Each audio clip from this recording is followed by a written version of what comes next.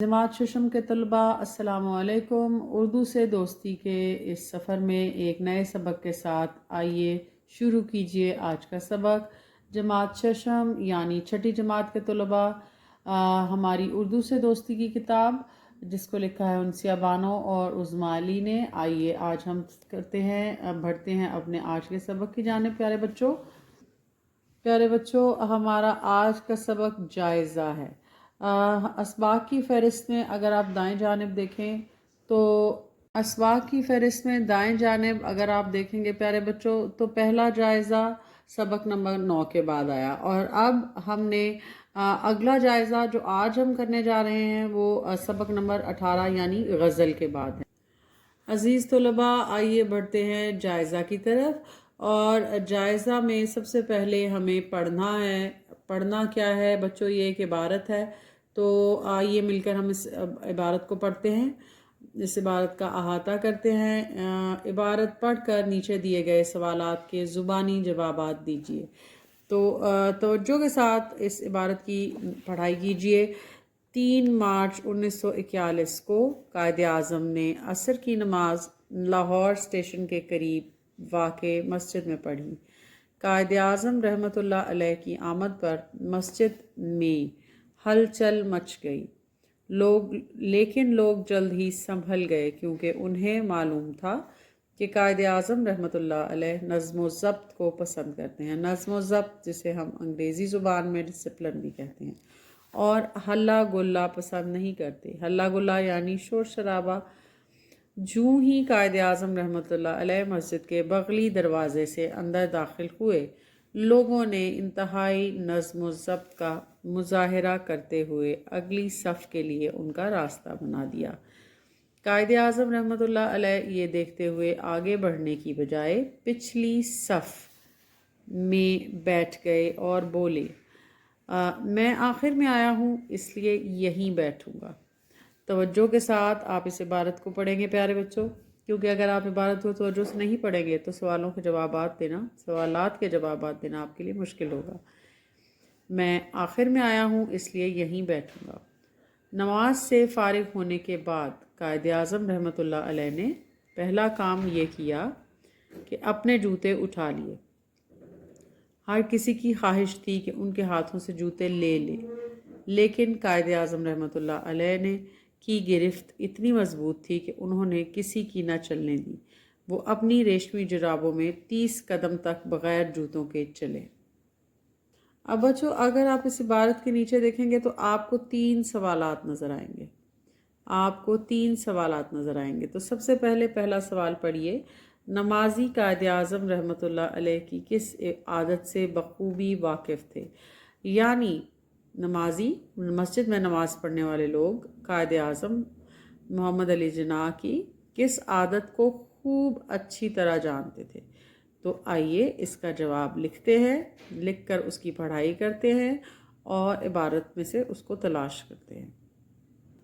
मेरे अज़ीज़ तलबा, आपको मैं पहले भी बता चुकी हूँ कि जब आप अपनी किसी भी मश्क को अपनी नोटबुक पर, अपनी कॉपी पर लिखते हैं तो उसका जो है असलूब का ख्याल रखिए। कलम और उसका इस्तेमाल जो है उसको बाकायदा तरीके से कीजिए। सफ़े को हाशिया बंद कीजिए और सवाल को नीले मार्कर के साथ लिखिए। नमाजी कायदे आज़म की किस आदत से बखूबी वाकिफ़ थे? और ये सवाल है तो इसके आखिर में सवालिया का निशान लगाना मत भूलिए। जवाब उसके नीचे लिखेंगे हम बच्चों। नमाजी कायदे आज़म रहमतुल्लाह अलैह की इस आदत से बखूबी वाकिफ़ थे कि वो नज़्म व ज़ब्त को बेहद पसंद करते हैं और किसी भी किस्म का हंगामा या अफरा तफरी पसंद नहीं करते। ख़त्मे का निशान। अब बच्चों, दूसरा सवाल जो इस इबारत के बाद आता है वो कुछ यूँ है कि मस्जिद में दाखिल होने के बाद कायदे आज़म रहमतुल्लाह अलैह ने क्या कहा और क्यों? मस्जिद में दाखिल होने के बाद जब लोगों ने कायदे आज़म को अगली सफ़ में जगह देने के लिए रास्ता बनाया तो उन्होंने आगे बढ़ने से इनकार कर दिया और पिछली सफ़ में बैठते हुए कहा, मैं आखिर में आया हूँ इसलिए यहीं बैठूँगा। उन्होंने ऐसा इसलिए कहा क्योंकि वो कानून और बराबरी के قائل تھے اور دیر سے آنے پر اپنے لیے کوئی خاص رعایت نہیں چاہتے تھے۔ ختمے کا نشان لگانا بالکل مت بھولیے۔ آپ کی آسانی کے لیے پیارے بچوں، یوٹیوب شارٹس میں ہم نے اس جائزہ کی بہت واضح تصاویر جو ہیں وہ شیئر کی ہیں، تو آپ بآسانی اپنے نوٹس پریپیئر کر سکتے ہیں۔ اگر آپ آن لائن کلاس لے رہے ہیں یا آپ گھر پر بیٹھ کر اردو سے دوستی برائے جماعت ششم کا مطالعہ کر رہے ہیں، یا آپ کو موسم گرما کی تعطیلات میں کوئی اسائنمنٹ ملی ہے اپنی کتاب کی جس میں کہ آپ کو جائزہ مکمل کرنا ہے، تو یہ نوٹس آپ کے لیے معاون اور مددگار ثابت ہوں گے۔ اگلا سوال کچھ یوں ہے بچوں کہ اس واقعے سے ہمیں کیا سبق ملتا ہے؟ سوال کے آخر میں سوالیہ نشان ضرور لگائیے۔ اس واقعے سے ہمیں یہ سبق ملتا ہے کہ انسان کتنا ہی بڑا یا مقتدر کیوں نہ ہو جائے، اسے عاجزی، انکساری اور نظم و ضبط کا دامن ہاتھ سے نہیں چھوڑنا چاہیے۔ اللہ کے گھر میں سب برابر ہیں اور ہمیں اپنا کام خود کرنے میں عین الف آر محسوس نہیں کرنی چاہیے۔ تو یہ تو ہو گیا بچوں ہمارا پہلا سوال، ہماری مشق کا پہلا پڑاؤ، جس میں کہ ہمیں عبارت پڑھ کر سوالات کے جوابات دینے تھے۔ لیکن اگر ہم اپنے سبق پر اپنی کتاب پر سوال نمبر 2 کی جانب جائیں گے تو وہ کچھ یوں ہے۔ سب سے پہلے پیارے بچوں، زبان شناسی۔ سوال نمبر 2، دیے گئے متشابہ الفاظ کو جملوں میں ایسے استعمال کیجئے کہ ان کے مفہوم واضح ہو جائیں، یعنی ان کے معنی واضح ہو جائیں۔ تو سب سے پہلے ہم الفاظ کو پڑھ لیتے ہیں بچوں، پھر اس میں دائیں طرف سے پڑھنا شروع کیجئے۔ عالم، عالم، کل، کل، پر۔ تو آئیے ہم ان الفاظ کو اپنی نوٹ بک پر نوٹ کریں اور ان کے معنی لکھیں۔ متشابہ الفاظ یعنی بچوں ملتے جلتے الفاظ، ایسے الفاظ جن کی آوازیں تو ملتی ہیں لیکن زیر یا زبر کے استعمال کی وجہ سے ان کے معنی جو ہیں مفہوم وہ بدل جاتے ہیں۔ اور چونکہ یہاں پر اعراب نہیں ہیں، یہ اعراب میں نے آپ کی سہولت کے لیے لگائے ہیں، تو میں آپ کو بتا دوں کہ ان الفاظ کے مفہوم دراصل واضح نہیں ہے، ہم ان کو واضح کریں گے۔ سب سے پہلا متشابہ لفظ ہے بچوں عالم، عین الف آ لام زبر میم لم۔ عالم کا مطلب ہے بچوں دنیا۔ اللہ تعالیٰ پورے عالم کا پروردگار ہے، یعنی پورے عالم کا پروردگار ہے۔ عالم، عین الف آ لام زیر میم لم۔ اب یہاں پر دیکھیے پہلے لفظ میں بچوں لام کے اوپر زبر ہے اور یہاں لام کے نیچے۔ عالم، عالم ایک اسم ہے، ایک شخص کا نام، علم رکھنے والے شخص کا نام۔ علم رکھنے والے شخص کو ہم عالم کہتے ہیں۔ ہمارے محلے کی مسجد کے امام ایک جید عالم ہیں، تو ختمے کا نشان جملہ مکمل کرنے کے بعد لگانا بالکل نہیں بھولیے۔ اب پیارے طلباء، آپ اگلا لفظ پڑھیں گے جس میں ہم نے کاف اور لام، کاف کے اوپر پیش کا استعمال کیا ہے، کل۔ احمد نے اپنی کل یعنی تمام، احمد نے اپنی کل یعنی تمام جائیداد غریبوں میں تقسیم کر دی۔ کل یہاں پر ہم زبر کا استعمال کریں گے، زبر کل، کاف زبر لام کل، کاف پیش لام کل، کاف زبر لام کل۔ متشابہ الفاظ ہیں، جب تک اعراب نہیں لگائیں گے تو آپ ان کے معنی واضح نہیں کر سکتے۔ ہم کل تفریح کے لیے یعنی سیر کے لیے شالیمار باغ جائیں گے۔ پے زبر رے پر، چڑیا کا ایک پر زخمی ہونے کی وجہ سے وہ اڑ نہ سکی یا میز پر کتاب رکھی ہے۔ دو جملے جس میں پر کا استعمال کیا گیا ہے۔ چڑیا کا ایک پر زخمی ہونے کی وجہ سے وہ اڑ نہ سکی۔ اب یہ وہ پر ہے بچوں جیسے پرندے کا پر، یا دوسرا جملہ میز پر کتاب رکھی ہے، میز پر کتاب رکھی ہے۔ پے پیش رے پر، استاد نے عثمان کو ایک پر مغز گفتگو کرتے ہوئے سنا یا پر اثر گفتگو کرتے ہوئے سنا۔ تو بچوں ہم نے سوال نمبر 2 میں اپنے متشابہ الفاظ کی فہرست کو مکمل کر لیا ہے۔ جماعت ششم کے عزیز طلباء، اب ہم بڑھتے ہیں اپنے جائزہ نمبر 2 کے سوال نمبر 3 کی جانب، جو کہ کچھ یوں ہے کہ درج ذیل خالی جگہ موضوع تشبیہ لگا کر پر کیجیے۔ اب ہم چونکہ اس کتاب میں گزشتہ اسباق میں تشبیہ کو اچھی طرح پڑھ چکے ہیں، تو اس لیے اس کی مزید وضاحت میں ہم نہیں جائیں گے اور ہم دیے گئے جائزہ کو مکمل کریں گے۔ فولاد کی طرح سخت، فولاد کی طرح سخت، سورج کی طرح روشن، سورج کی طرح روشن، برف کی طرح ٹھنڈا، برف کی طرح ٹھنڈا۔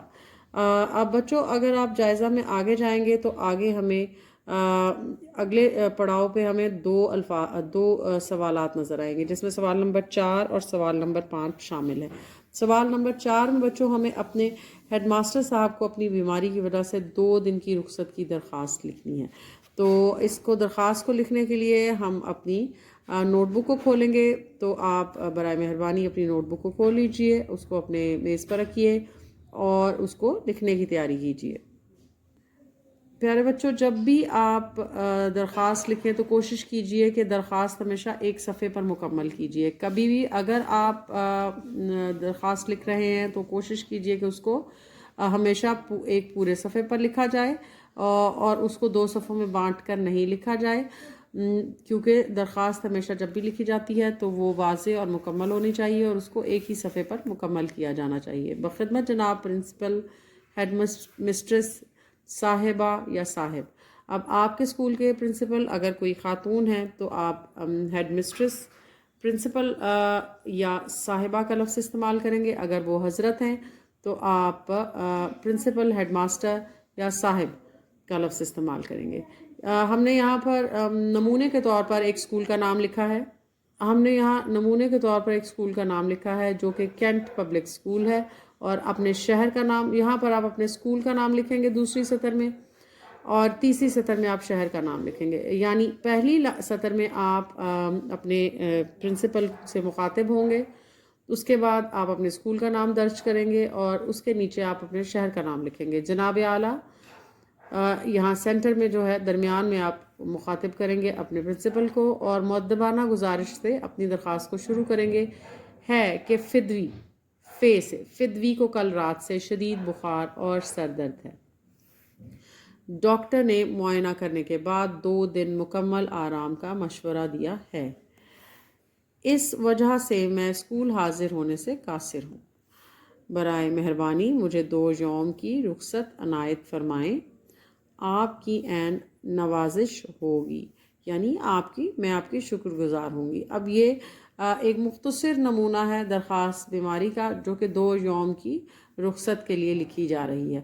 اب ہماری درخواست کا جو تیسرا آخری اور اہم حصہ ہے وہ ہے العارض، یعنی عرض کرنے والا، لکھنے والا یا درخواست دینے والا کون ہے۔ سب سے پہلے آپ اپنا نام درج کریں گے، جماعت لکھیں گے، جماعت ششم لکھیں گے، نام میں آپ کا نام سارہ، علی، احمد یا جو بھی آپ کا نام ہے اپنے سر نیم کے ساتھ آپ اس کو مکمل لکھیں گے۔ تاریخ مورخہ یعنی آج کی تاریخ، وہاں پر آپ دن، مہینہ اور سال لکھیں گے۔ تو یہ ایک چھوٹا سا نمونہ ہے بچوں، جو کہ درخواست بیماری کے لیے ہے، جو کہ ہم 2 دن کے لیے، 2 یوم کے لیے لکھ رہے ہیں۔ تو یہ ایک نمونہ ہے اس کا، اور ایک درخواست کے اردو زبان میں لکھے جانے والی ایک سادی درخواست جو ہوتی ہے بچوں، اس کے 3 اہم حصے ہوتے ہیں۔ پہلے آپ اپنے پرنسپل کو مخاطب کریں گے، اس کے بعد آپ عرض کریں گے کہ یہ درخواست کس لیے لکھی جا رہی ہے، یعنی آپ کی درخواست کا مضمون، اور آخر میں العارض۔ تو اب ہم بڑھتے ہیں اپنے جائزہ کے آخری پڑاؤ کی جانب، جو کہ ایک روداد ہے، اور وہ روداد جو ہے اس کا موضوع ہمیں دے دیا گیا ہے، جو کہ ہے مصوری کے مقابلے کی روداد، اور یہ مشتمل ہے 150 الفاظ پر۔ 150 الفاظ پر اگر آپ ایک نئے استاد ہیں یا آپ ایک طالب علم ہیں تو یہ ایک موضوع نمونہ ہے جو مصوری کے مقابلے کی روداد پر مشتمل ہے۔ تو آپ میرے ساتھ اس روداد کو مکمل طور پر پڑھ لیجئے، اس کے بعد لیکچر کو پاز کیجئے، لیکن اس سے پہلے چینل کو ضرور سبسکرائب کیجئے اور ہمیں اپنی آراء سے ضرور آگاہ کیجئے اور توجہ سے پڑھیے اور پھر اس کو لکھیے۔ پچھلے ہفتے ہمارے شہر کے مرکزی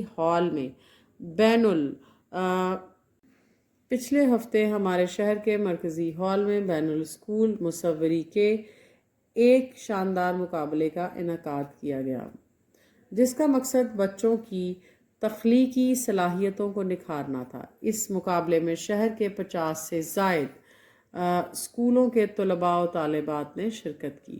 تقریب کا آغاز، یہاں پر ہم پہلا پیراگراف مکمل کریں گے، اس کے بعد اگلے پیراگراف کی طرف بڑھیں گے۔ تقریب کا آغاز صبح 9 بجے تلاوت قرآن پاک سے ہوا، جس کے بعد تمام شرکاء کو اپنا فن دکھانے کے لیے 2 گھنٹے کا وقت دیا گیا۔ مقابلے کا موضوع پاکستانی ثقافت اور مناظر تھا۔ تمام بچوں نے کینوس پر واٹر کلرز اور پینسل سکیچنگ کے ذریعے اپنے خوابوں کو بکھیرنا شروع کیا۔ کسی نے وادی سوات کے خوبصورت پہاڑ بنائے تو کسی نے دیہی زندگی کے دلکش رنگ نمایاں کیے۔ مقررہ وقت ختم ہونے پر ججز نے تمام تصاویر کا معائنہ کیا اور بچوں کی مہارت کو خوب سراہا۔ آخر میں مہمان خصوصی نے پوزیشن حاصل کرنے والے طلباء میں ٹرافیاں اور انعامات تقسیم کیے۔ یہ خوبصورت اور رنگا رنگ تقریب دوپہر 1 بجے اختتام کو پہنچی۔ تو پیارے بچوں، یہ تھی آپ کی روداد، جو کہ 150 الفاظ پر مشتمل تھی، اور روداد کا موضوع تھا، ٹائٹل تھا مصوری کے مقابلے کی روداد۔